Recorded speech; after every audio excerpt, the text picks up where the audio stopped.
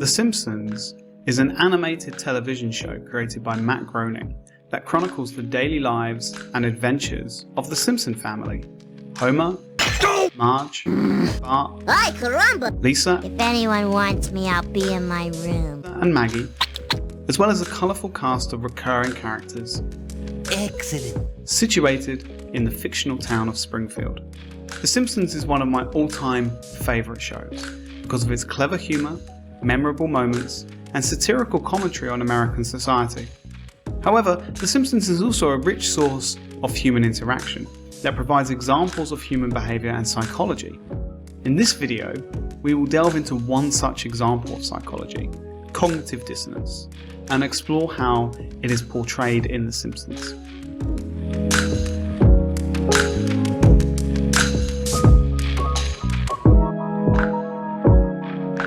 Cognitive dissonance is a term coined by the social psychologist Leon Festinger and is used to describe the mental discomfort that occurs when our beliefs, attitudes, or actions are in contradiction with one another.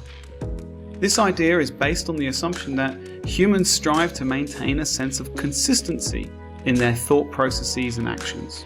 When we perceive these to be inconsistent with one another, it can cause psychological distress because it may signal that our belief systems are incorrect and disrupt our sense of self-worth and meaning, as well as leading to uncertainty in our actions.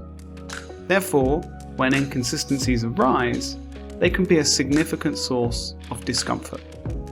This issue of cognitive dissonance is highlighted neatly in the episode of The Simpsons called Lisa the Vegetarian.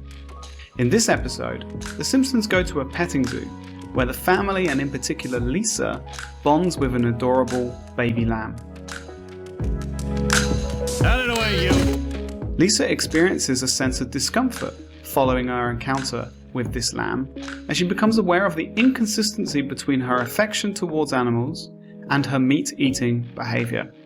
This inconsistency is not only evident in Lisa's personal actions, but also in her attitudes towards her family and the wider culture that support meat eating.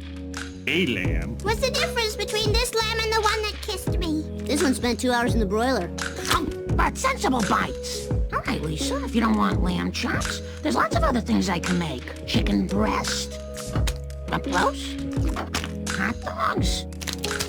No, I can't. I can't eat any of them. This is a prime illustration of cognitive dissonance, as Lisa's encounter with the lamb has highlighted the discord between her beliefs and behaviour, leading to a sense of discomfort. In essence, despite her strong fondness for animals, Lisa still consumes them as food, which creates a sense of inner turmoil. Cognitive dissonance theory not only specifies that discomfort arises when we experience a potential conflict between our attitudes, beliefs, or behaviour, but also how we may try to alleviate that discomfort. In particular, the theory stipulates that people reduce the tension from any inconsistency by attempting to resolve this inconsistency in some way. This is evidenced in several experiments, but perhaps most famously in one of Festinger's original early experiments of this phenomenon. In this study, participants completed a series of long and boring tasks.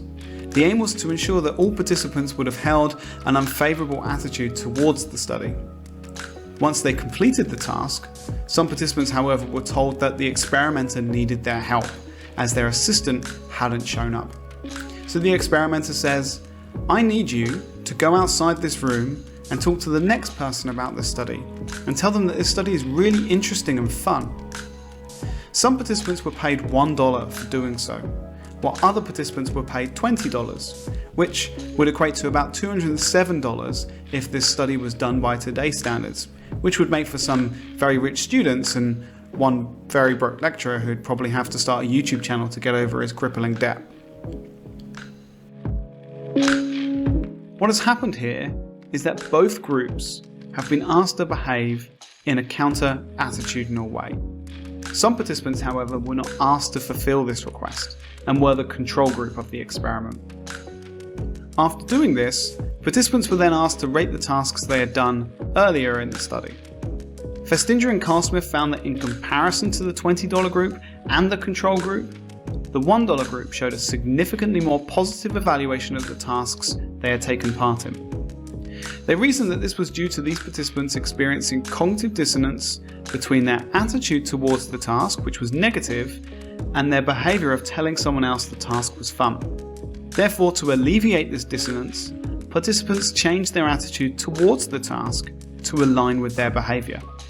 Why not the $20 group, some may ask? Well, for those in the $20 group, they could point to that money and justify their actions of lying. Hey, sure, I lied, but why wouldn't I when I just made a ton of money? Those in the $1 group couldn't justify money as a reason for their behaviour, as this sum was very small. So instead, they had to justify their behaviour by adapting their attitude to match it.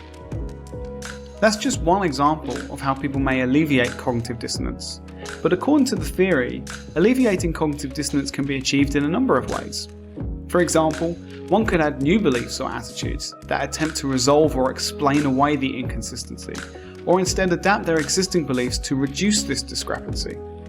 For example, someone who thinks that smoking is harmful, yet engages in smoking themselves, may attempt to reduce the cognitive dissonance caused by their behaviour by adapting their beliefs, to note that, whilst harmful, the effects of smoking can be reversed. Another strategy that one might use is to adapt their behaviour so that the behaviour is aligned with their beliefs. In relation to Lisa in this episode, this is the strategy she chooses to resolve this discrepancy by becoming a vegetarian. However, this change to Lisa's lifestyle conjures up further dissonance, as she struggles to reconcile her newfound vegetarianism with her affection for her meat-eating family and cultural surroundings that seem to promote the consumption of meat and animal harm. What's happening here is that Lisa is experiencing the mental discomfort of finding that her cultural surroundings, one that she positively identifies with, are often promoting meat consumption, when her newfound personal belief in the wrongness of it conflicts with that. Don't kid yourself, Jimmy. If a cow ever got the chance, he'd eat you and everyone you care about. They can't seriously expect us to swallow that, right? Throughout this episode, Lisa continues to experience this discomfort, leading to its climax when she ruins her father's barbecue and runs away from home, insisting she cannot live under the same roof as Homer, who now she views as a monster. After leaving home, Lisa has a chance encounter with Linda and Paul McCartney in Apu's secret garden in the shade, where it's revealed that Apu is a vegan who doesn't eat cheese. Lisa, who does eat cheese, worries that Apu must see her as a monster as well. However, Apu tells her that he learned long ago the value of tolerance and not imposing his beliefs on others. This moment proves prophetic for Lisa, who finally finds a way to resolve all of her mental discomfort that she's been experiencing throughout this episode.